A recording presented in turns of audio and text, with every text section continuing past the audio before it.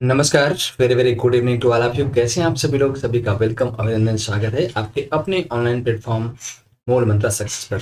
प्यारे विद्यार्थियों, जैसा आप जानते हैं कि इस समय लगातार क्लासेस आपको दी जा रही हैं, लगातार वीडियोज आपके लिए बनाई जा रही हैं और आज इस सिलसिले में हम आज बात करने वाले हैं बंगाल के सभी गवर्नर और गवर्नर जनरल तथा वायसराय के बारे में।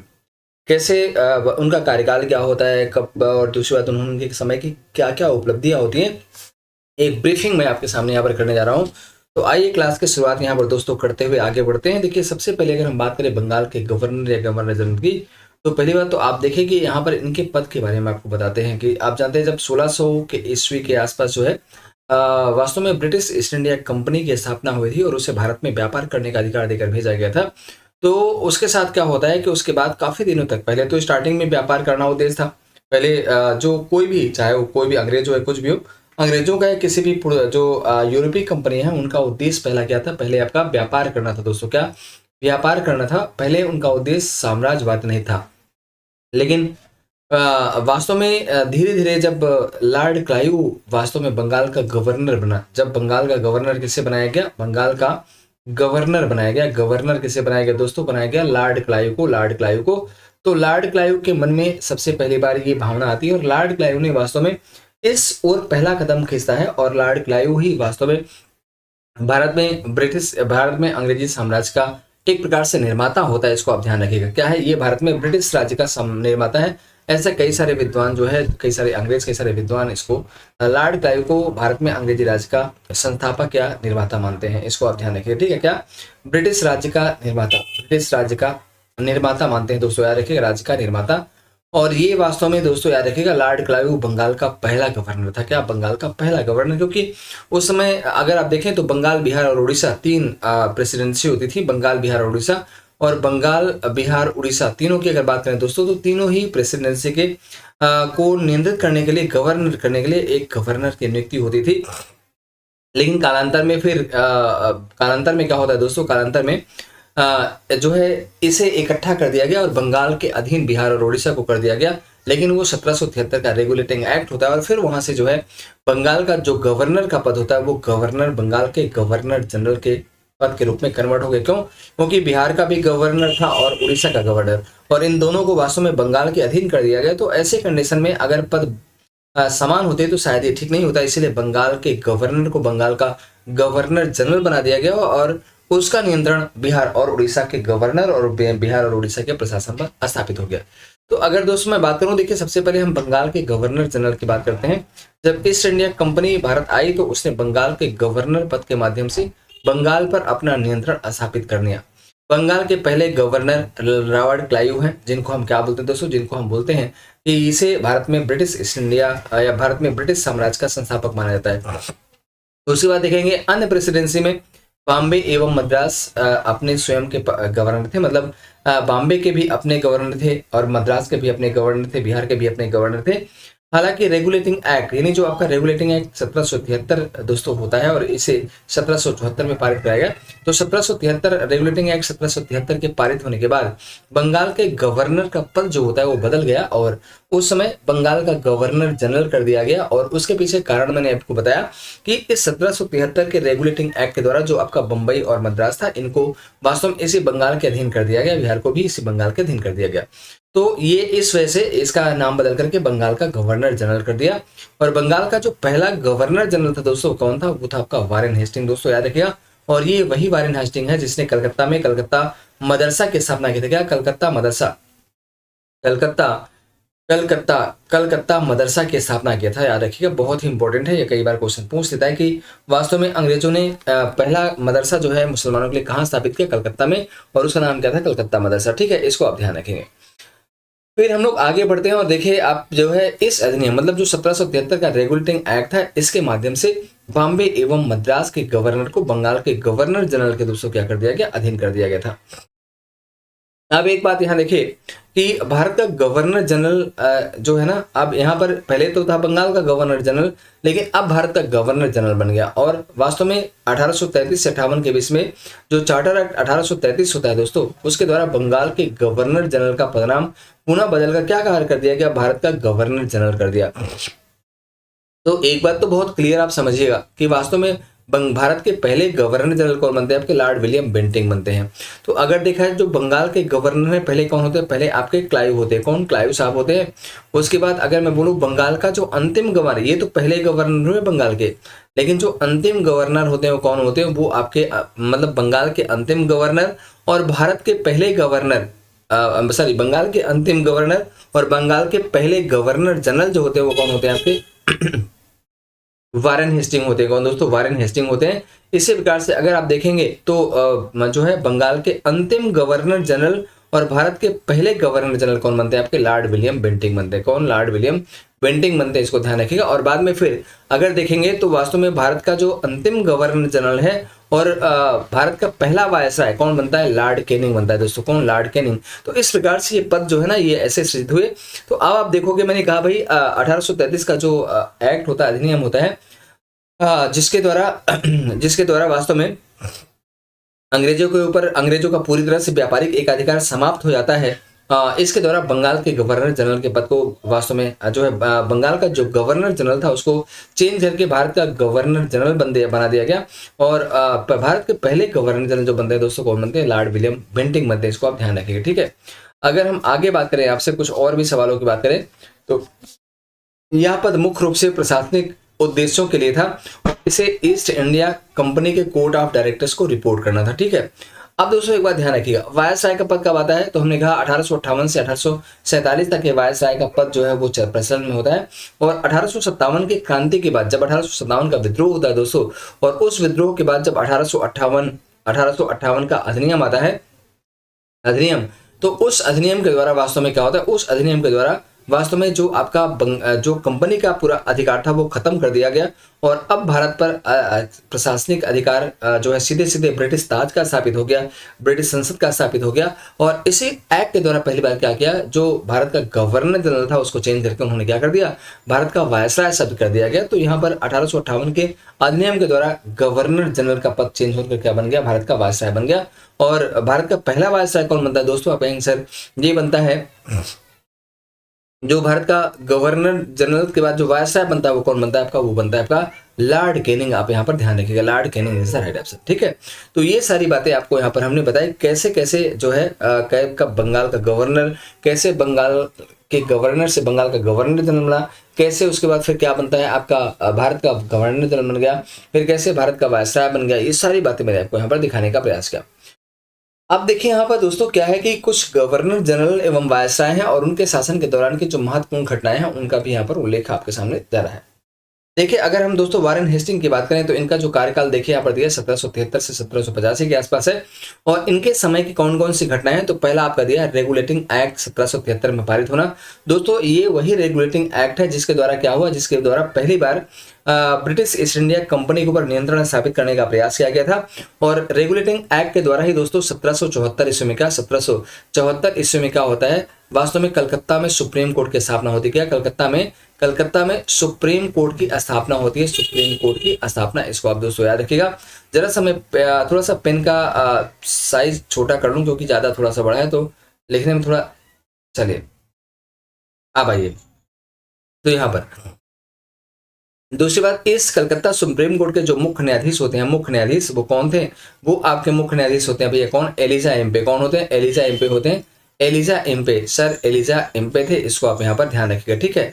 अब अगर हम यहाँ पर बात करें तो इन्हीं के समय में 1784 में पिट्स इंडिया एक्ट भी पारित होता है दोस्तों। और पिट्स इंडिया एक्ट के द्वारा ही दोस्तों क्या होता है? बोर्ड ऑफ कंट्रोल की स्थापना होती है। क्या? बोर्ड ऑफ कंट्रोल की स्थापना होती है। बोर्ड ऑफ कंट्रोल की स्थापना होती है। इसको भी आप यहाँ याद रखिएगा। 1774 का दोस्तों याद रखिएगा, 1784 यहाँ पर होता है। फिर 1774 का रेगुलेटिंग 1774 का जो होता है वो वास्तव में दोस्तों क्या होता है? रोहिला का युद्ध भी इनके समय होता है। 1775 से 1782 तक जो प्रथम मराठा युद्ध हुआ था दोस्तों, और 1782 में होने वाली सालवाई संधि जो वास्तव में मराठों और अंग्रेजों के बीच में होती है, वो सालवाई संधि भी वारेन हेस्टिंग के शासनकाल में होती है। और 1780 से 84 में जो दूसरा मैसूर युद्ध होता है, दूसरा मैसूर युद्ध किसके बीच में? अंग्रेजों के बीच में हुआ था और हैदर अली के बीच में। तो दूसरे मैसूर युद्ध के समय में जो है शासन गवर्नर कौन था आपका? वारेन हेस्टिंग था। इसके बाद अगर हम बात करें लॉर्ड कॉर्नवालिस के बारे में दोस्तों, तो देखिए अब एक बात और देखिएगा, ये वही वारेन हेस्टिंग है दोस्तों जब लंदन गया था तो इसके ऊपर जो है ना, इसके ऊपर क्या किया था, इसके ऊपर लंदन जब वापस गया तो इसके ऊपर लॉर्ड बर्कनहेड ने क्या किया था, जो है इसके ऊपर जो है क्या बोलते हैं उसको, महाभियोग चलवाए थे। क्या महाभियोग का इसे सामना करना पड़ा था, क्या इसे महाभियोग का सामना भी करना पड़ता है किसको, वारेन हेस्टिंग को। अब लॉर्ड कॉर्नवालिस जो है ना दोस्तों, इसका कार्यकाल 1786 से 1793 होता है। और याद रखिएगा इसके समय में तीसरा मैसूर युद्ध होता है और इसके समय में श्रीरंगपट्टनम की संधि होती है। तीसरा मैसूर युद्ध जो होता है दोस्तों, वो किसके बीच में होता है, सर वो वास्तव में टीपू सुल्तान के बीच में होता है। क्या टीपू सुल्तान और वास्तव में अंग्रेजों के बीच में, कॉर्नवालिस के बीच में होता है, इसको आप ध्यान रखिएगा। और इसी समय 1793 में इसने कॉर्नवालिस कोर्ट की स्थापना किया था, एक प्रकार का कानून था। इसके समय बंगाल का अस्थायी बंदोबस्त 1793 में आया था दोस्तों, याद रखिएगा। और इस बंगाल के अस्थायी बंदोबस्त को हम जमींदारी व्यवस्था भी बोलते हैं। क्या इसे जमींदारी व्यवस्था भी बोलते हैं, इसे सूर्यास्त का कानून भी बोलते हैं दोस्तों। क्या सूर्यास्त का कानून भी बोलते हैं, सूर्यास्त का इसे हम कानून भी कहते हैं, इसको भी आप ध्यान रखिएगा। और इसे ही हम इस्तमरारी बंदोबस्त कहते हैं। क्या इसे हम इस्तमरारी बंदोबस्त भी कहते हैं, इसको भी आप यहाँ पर याद रखिएगा, ठीक है। बंदोबस्त कहते हैं। आप उसके बाद देखें लॉर्ड वेलेस अली के बारे में। तो लॉर्ड वेलेस से बड़े अच्छे क्वेश्चन आपके सामने निकलेंगे कि लॉर्ड वेलेस अली वास्तव में सहायक संधि प्रणाली का परिचय। सबसे पहली बात क्या है कि सहायक संधि प्रणाली, तो दोस्तों पहले तो कार्यकाल देखें। लॉर्ड वेली का कार्यकाल जो होता है वेलेस अली का, वो 1798 से 1805 में है। और लॉर्ड वेलेस अली ने अपने आप को बंगाल का शेर कहा था। क्या कहता था वो, अपने आप को बंगाल का शेर कहता था दोस्तों, बंगाल का शेर, इसको भी आप याद रखेंगे। इसने सहायक संधि प्रणाली को स्वीकार किया था। और याद रखिएगा इसके द्वारा जो चलाया गया सहायक संधि प्रणाली है उसको स्वीकार करने वाला पहला राज्य जो था कौन था, हैदराबाद था, हैदराबाद। और हैदराबाद का कौन था, तो कहेंगे सर हैदराबाद का निजाम था। कौन, निजाम, इसको भी आप ध्यान रखेंगे। चौथा मैसूर युद्ध जो है दोस्तों 1799 में जो है वो लॉर्ड वेलेस अली के सामने होता है। और दोस्तों याद रखिएगा इसी युद्ध में क्या होता है, इस युद्ध में टीपू सुल्तान मारा जाता है। क्या इस युद्ध में टीपू सुल्तान मारा जाता है। और याद रखिए जब टीपू सुल्तान मारा जाता है दोस्तों, तो इसी लॉर्ड वेलेस अली ने टीपू सुल्तान के मरने पर एक वक्तव्य दिखा था। क्या कहा था, उसने कहा था पूर्व का साम्राज्य हमारे पैरों पर है। बहुत इंपॉर्टेंट है, पूर्व का साम्राज्य हमारे पैरों पर है, पूर्व का साम्राज्य हमारे पैरों पर है, हमारे पैरों पर है, इसको भी आप यहाँ पर ध्यान रखिएगा। तो ये स्टेटमेंट वास्तव में वेलेस अली ने दिया था, किसके मरने पर, टीपू सुल्तान के मरने पर। कब होता है, चौथा मैसूर युद्ध 1799 में। इन्हीं के समय में दूसरा मराठा युद्ध दोस्तों 1803 से लेकर के 1805 के बीच में दूसरा मराठा युद्ध भी इन्हीं के समय में होता है, इसको भी आप याद ध्यान रखिएगा। जो है थोड़ा सा कालक्रम ऊपर नीचे हो गया, कोई फर्क नहीं पड़ता है। मैंने आपको यहाँ पर दिखाने का प्रयास है कि भाई ये घटनाएं इसके समय में होती हैं। अगर दोस्तों यहाँ पर अगर आप लॉर्ड मिंटो को देखें तो लॉर्ड मिंटो फर्स्ट आपका दिया, लॉर्ड मिंटो द्वितीय नहीं, लॉर्ड मिंटो फर्स्ट है। इसका कार्यकाल 1807 से 1813 में होता है। और इसके समय में रणजीत सिंह, दोस्तों याद रखिएगा एक क्वेश्चन पूछा जाता है कि रणजीत सिंह किस मिसल के थे, तो रणजीत सिंह वास्तव में सुकर चकिया मिसल के थे। किसके थे, सुकर चकिया मिसल, बहुत इंपॉर्टेंट है, सुकर चकिया मिसल के थे। तो रणजीत सिंह के साथ अमृतसर की संधि 1809 में करता है।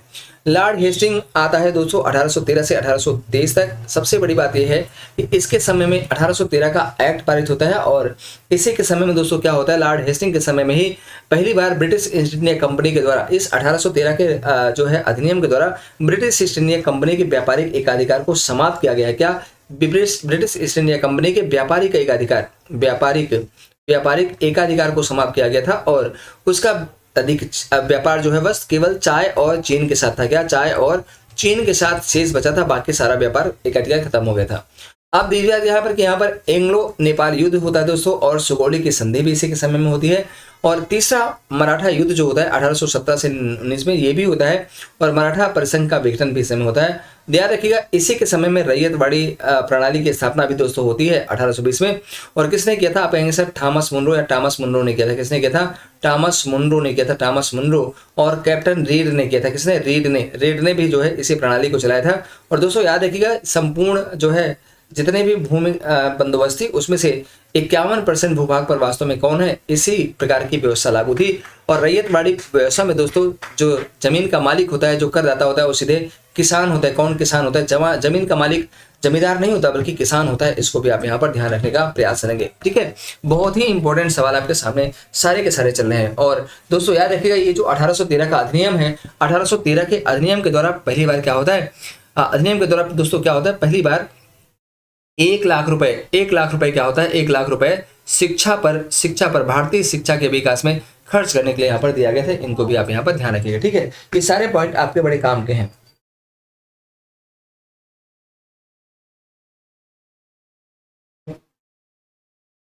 इसके बाद दोस्तों देखिए, फिर आता है क्या, लॉर्ड एमहर्स्ट। फटाफट करके सारे आपके सामने दिखाता हूँ। लॉर्ड एमहर्स्ट आता है, और लॉर्ड एमहर्स्ट अगर देखें यहाँ पर, तो लॉर्ड एमहर्स्ट के सामने दोस्तों पहला वर्मा युद्ध होता है यहाँ पर 1824 से 1826 के बीच में। फिर लॉर्ड विलियम बेंटिंग इंपॉर्टेंट है दोस्तों, 1828 से 1835 कार्यकाल होता है।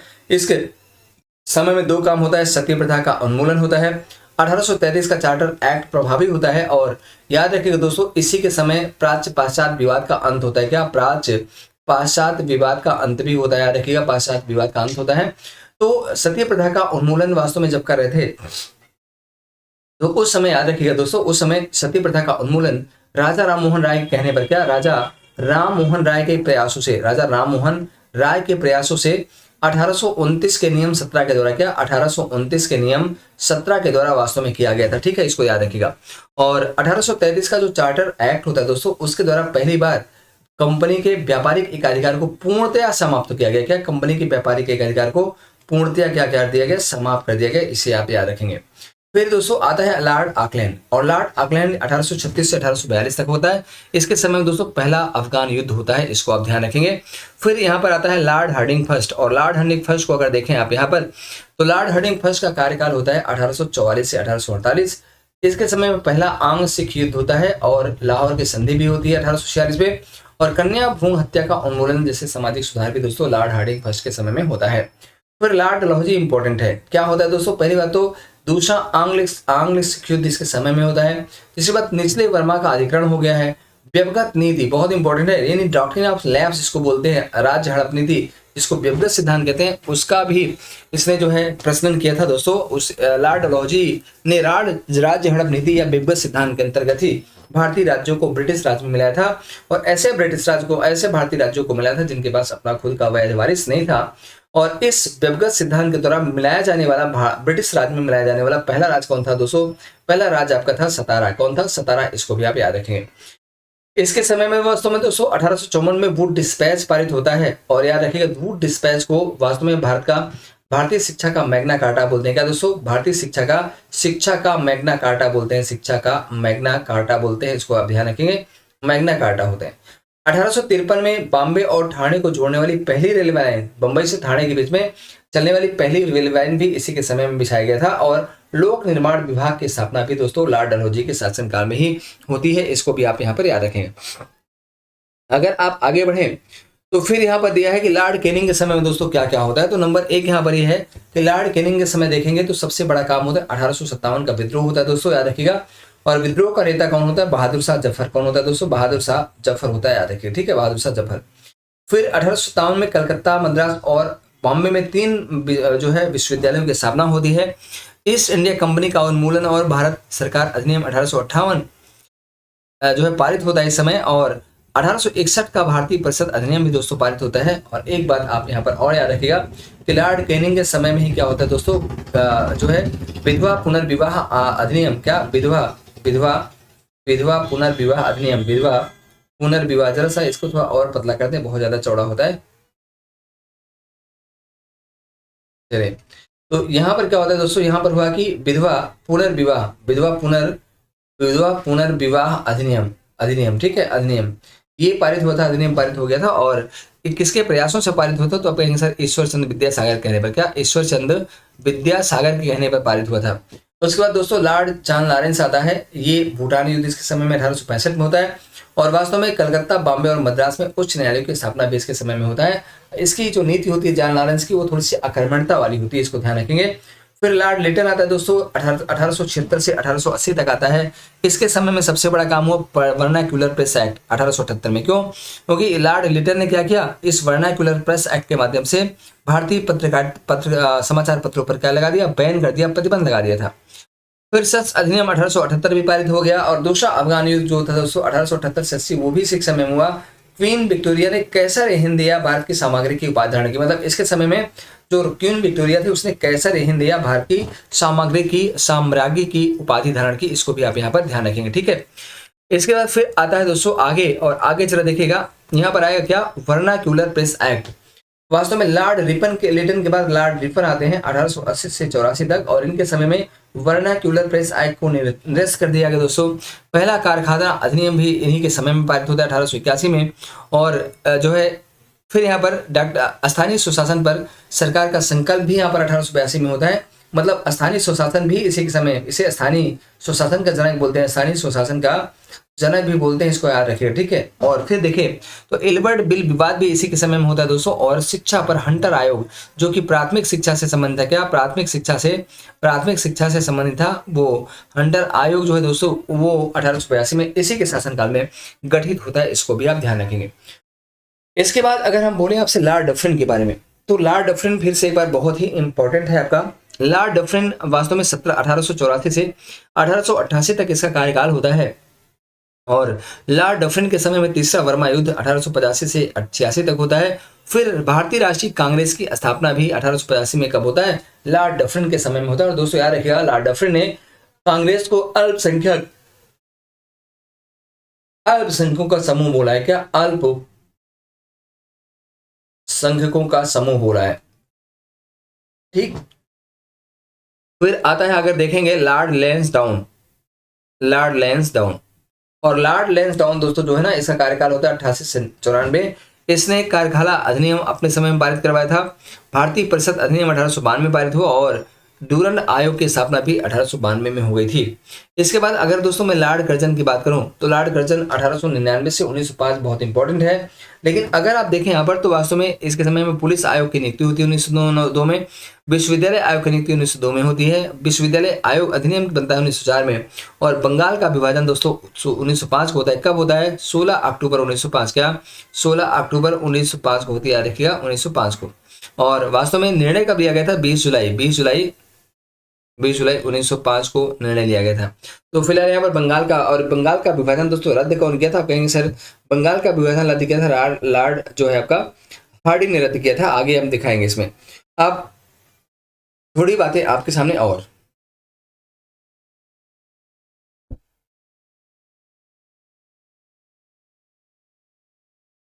चलिए, अब थोड़ी सी बातें आपसे और कर लेते हैं दोस्तों। जैसे क्या, अब यहाँ पर देखिए लॉर्ड मिंटो की बात है। अब लॉर्ड मिंटो जो आपका दिया है, पहली बात तो इसका कार्यकाल जो है ना 1905 से 1910 तक है। इसने स्वदेशी आंदोलन, इसी के समय में लॉर्ड मिंटो के समय में स्वदेशी आंदोलन होता है। मतलब स्वदेशी आंदोलन की शुरुआत जो होती है बंगाल विभाजन के उपलक्ष्य में होता है दोस्तों। और वास्तव में 7 अगस्त के आसपास होता है। 7 अगस्त 1905 को शुरू हो जाता है। कहाँ शुरू होता है दोस्तों, कहीं सर कलकत्ता के टाउन हॉल से, कलकत्ता के टाउन हॉल में मीटिंग होती है और यहीं से शुरुआत होती है। सूरत अधिवेशन में कांग्रेस का विभाजन 1907 पैसे के समय में होता है और इसकी अध्यक्षता रास बिहारी बोस ने किया था। किसने किया था, रास बिहारी बोस ने किया था, इसको ध्यान रखिएगा। और इसमें नरम दल गरम दल में बढ़ती है। मुस्लिम लीग की स्थापना 1906 में इसी के समय में होती है। किसने किया था दोस्तों, सलीमुल्लाह खान ने किया था। क्यों, ढाका का नवाब सलीमुल्लाह खान होता है, ठीक है, याद रखिएगा। और मार्ले मिंटो सुधार अधिनियम दोस्तों आया था 1909 में। और इस मार्ले मिंटो सुधार अधिनियम के द्वारा पहली बार क्या होता है, मुसलमानों के लिए पृथक निर्वाचन की व्यवस्था, क्या पृथक निर्वाचन की व्यवस्था भी इसमें होती है मुसलमानों के लिए संप्रदाय के आधार पर। इसको भी आप यहाँ पर ध्यान रखेंगे। फिर दोस्तों आता है लॉर्ड हार्डिंग सेकंड आता है, इसको जरा देखिएगा। लॉर्ड हार्डिंग सेकंड की बात करूंगा अगर दोस्तों तो 1910 से 1916 तक इसका कार्यकाल होता है। और पहली बात तो इसने बंगाल का विभाजन रद्द कर दिया 1911 में। और कितनी तारीख को रद्द किया था, आप कहेंगे 12 दिसंबर 1911 को उसने रद्द किया। दूसरी बात, कलकत्ता से दिल्ली को राजधानी बना लिया और हिंदू महासभा की स्थापना 1915 में इसी के शासनकाल में होती है। दोस्तों अब हम बात करते हैं लॉर्ड चेम्सफोर्ड। अगर लॉर्ड चेम्सफोर्ड 1916 से 1921 की बात करें तो सबसे पहले यहाँ पर क्या है, लखनऊ की संधि 1916 में होती है। फिर चंपारण सत्याग्रह 1917 में होता है और यह महात्मा गांधी के द्वारा चलाया गया पहला सत्याग्रह था। कौन, पहला सत्याग्रह था दोस्तों, याद रखिएगा। और फिर हम यहाँ पर है मांटेगू की अगस्त घोषणा होती है 1917 में। और भारत की सरकार अधिनियम 1909 होता है दोस्तों, याद रखिएगा। ये जो आपका भारत सरकार अधिनियम 1909 है ना, वो क्या है कि वो जो है उसे लोक सेवा आयोग का जनक बोलते हैं। क्या, उसे लोक सेवा का जनक भी बोलते हैं, ठीक है, याद रखिएगा। और फिर अगर देखें तो रौलट एक्ट 1909 में आता है जिसे दोस्तों बिना अपील बिना दलील, इसे क्या बोला गया, बिना दलील और बिना वकील का कानून कहते हैं। क्या, बिना वकील का कानून कहते हैं, तो बिना अपील, बिना दलील और बिना वकील का कानून कहते हैं। फिर अगर देखें तो जलियांवाला बाग हत्याकांड 1919 में होता है, और किसके बुलाने पर हुई थी दोस्तों? आप कहेंगे सर हंसराज के कहने पर हुई थी। और किसको गिरफ्तारी के विरोध में हुई थी? तो आप कहेंगे सर सैफुद्दीन किचलू। किसके? सैफुद्दीन किचलू के। और दूसरी बात हमारे क्या है कि ये तो सैफुद्दीन किचलू और दूसरे एक और है आपके सत्यपाल, इनके गिरफ्तारी के विरोध में जो है दोस्तों वास्तव में ये बैठक हुई थी और वहीं पर गोलीबारी हुई थी। असहयोग और खिलाफत आंदोलन की शुरुआत भी 1920 में इन्हीं के समय में था। असहयोग आंदोलन महात्मा गांधी ने चलाए थे। कौन? महात्मा गांधी ने। और खिलाफत आंदोलन की शुरुआत शौकत अली ने किया था। कौन? शौकत अली और मोहम्मद अली। तो फिलहाल यहाँ पर क्या हो जाएगा? विकल्प करें, यहाँ पर क्या हो जाएगा? ये पूरा का पूरा आपके सामने हमने दिया। इसके बाद दोस्तों अगर आप देखें तो यहाँ पर कुछ बातें और, जैसे कि चौरी घटना, लॉर्ड रेडिंग के समय में चौरी घटना भी होती है 1922 में, और इसी घटना के परिणाम स्वरूप जो है महात्मा गांधी ने अपना असहयोग आंदोलन वापस लेने की घोषणा करते हैं। इनके समय में दोस्तों असहयोग आंदोलन वापस लिया गया। स्वराज पार्टी की स्थापना होती है। कब होती है? आप कहेंगे सर 1922 में नहीं, 1923 में होती है। और कब होती है? 1 जनवरी 1923 क्या? 1 जनवरी 1923 में होती है, याद रखिएगा। फिर काकोरी ट्रेन डकैती भी आपका दोस्तों 1925 में होती है, और इसको अंजाम देने वाला कौन होता है? आप कहेंगे सर ये जो है ना HRA के सदस्यों ने किया था। कौन? HRA के सदस्यों ने किया था। फिर अगर देखें लॉर्ड इरविन को दोस्तों, तो लॉर्ड इरविन जो है ना 1926 से 1931 तक होता है। पहली बात तो साइमन कमीशन का भारत आगमन 1927 में। कब भारत पहुंचा था? आप कहेंगे 3 फरवरी 1928 को भारत पहुंचा था। बॉम्बे में सबसे पहले कहां पर पहुंचा था? बॉम्बे पे। और देखें तो हरकोर्ट बटलर ने भारतीय राज्य आयोग का गठन किया था उस समय। इसी समय में नेहरू रिपोर्ट 1928 में आई थी, याद है कौन? मोतीलाल नेहरू, ML नेहरू। और इसका उद्देश्य क्या था? आप कहेंगे सर मूल अधिकार की प्राप्त करना था। ठीक है, मूल अधिकार। और फिर देखें एक दिवाली घोषणा हुई 1929 में। फिर कॉन्फ्रेंस का लाहौर अधिवेशन 1929 में आया। दांडी मार्च और सविनय अवज्ञा आंदोलन 1930 में है, और पहला गोलमेज सम्मेलन इन्हीं के समय में होता है दोस्तों। और गांधी इरविन पैक्ट भी 1931 में इन्हीं के बीच में होता है। और गांधी और इरविन पैक्ट के बीच में जो मीडिएटर होता है दोस्तों कौन होता है? वो आपका तेज बहादुर सप्रू होते हैं। कौन? तेज बहादुर सप्रू। ठीक है, याद रखेंगे। आगे देखें यहाँ पर लॉर्ड विलिंगटन। अब लॉर्ड विलिंगटन दोस्तों 1931 से 37 तक होता है। पहली बात तो सांप्रदायिक देखिएगा यहाँ पर, पहली बात तो यहाँ पर इसके समय में सांप्रदायिक अधिनिर्णय यानी सांप्रदायिक पंचायत की घोषणा होती है। और सांप्रदायिक अधिनिर्णय की घोषणा किसने किया? आप कहेंगे सर रैमजे मैकडोनाल्ड। कौन? डोनाल्ड ने किया था। और वास्तव में ये जो कब किया था? 16 अगस्त 1932 को होता है। फिर दूसरा और तीसरा गोलमेज सम्मेलन भी दोस्तों इसी समय में होता है। और पूना पैक्ट आपका 1932 में होता है। किसके बीच में? आप कहेंगे सर अंबेडकर और गांधी के बीच में। कौन? अंबेडकर और गांधी के बीच में होता है, जिसमें वास्तव में आपके जिसमें जो पूना पैक्ट आपको होता है, इस पूना पैक्ट के द्वारा दलितों को 100 लगभग 147 सीट जो है बढ़ाई गई थी उनकी। और फिर देखिए दोबारा सरकार अधिनियम 1935 भी आया था, जिसके द्वारा पहली बात तो अखिल भारतीय साम्राज्य की स्थापना हुई थी। अखिल भारतीय साम्राज्य की स्थापना की बात की गई थी। और यहाँ पर क्या था दोस्तों? इसी में 1835 के भारत सरकार अधिनियम के द्वारा क्या होता है कि इसी के द्वारा बांग्ला जो है बर्मा भारत से अलग होता है। क्या? बर्मा भारत से अलग हो गया है। फिर देखें द्वितीय विश्व युद्ध 1939 भी इन्हीं के समय में होती है। और आप देखें तो त्रिपुरी संकट और फॉरवर्ड ब्लॉक का गठन इन्हीं समय में। त्रिपुरी संकट में दोस्तों क्या था कि जो है सुभाष चंद्र बोस ने क्या किया था? सुभाष चंद्र बोस ने वास्तव में गांधी द्वारा समर्थित प्रत्याशी पट्टाभी सितारमैया को हरा दिया था। और जिसके कारण क्या होता है? जिस कारण गांधी ने कहा कि भाई ये पट्टाभी की हार नहीं बल्कि मेरी हार है। इससे दुखित होकर के वास्तव में सुभाष चंद्र बोस ने क्या किया? इस्तीफा दे दिया था। और इसी को हम क्या बोलते हैं? त्रिपुरी संकट। वास्तव में आपके बोस साहब के इस्तीफा देने के बाद, अगर बोस साहब इस्तीफा देते हैं, इस्तीफा देने के बाद वास्तव में दोस्तों क्या होता है कि डॉक्टर राजेंद्र प्रसाद को क्या बनते हैं? डॉक्टर राजेंद्र प्रसाद को वास्तव में अध्यक्ष बनाया जाता है। फिर मुस्लिम लीग का लाहौर संकल्प दोस्तों पारित होता है। और इसे में जिन्ना ने पहली बार क्या किया था? पाकिस्तान की मांग किया था। क्या? पाकिस्तान की एक पृथक राज्य के रूप में मांग किया था। फिर भारतीय राष्ट्र अगस्त प्रस्ताव 1940 में आता है, और ये वास्तव में लॉर्ड लिथो ने पारित कराया था। और भारतीय राष्ट्रीय सेना का गठन होता है। क्रिप्स मिशन 1942 आता है। भारत छोड़ो आंदोलन 1942 भी आता है। और वास्तव में ये मुंबई के ग्वालियर टैंक में पारित हुआ, तो इसको भी आप ध्यान रखेंगे। आगे बढ़े यहाँ पर दोस्तों, देखें आप यहाँ तो कह रहा है कि सी राजगोपालाचारी फार्मूला। देखिए अब यहाँ पर लॉर्ड वेवेल लिए, और लॉर्ड वेवेल का कार्यकाल 1944 से 1947 है। पहली बात तो सी राजगोपालाचारी की और का CR फार्मूला दोस्तों 1944 में रखा गया। फिर बेबल योजना और शिमला सम्मेलन रखा गया था। उसके बाद कैबिनेट मिशन की घोषणा हुई। फिर प्रत्यक्ष कार्रवाई दिवस 1946 में जिन्ना ने दोस्तों किया था, और जिन्ना के कहने पर वास्तव में 16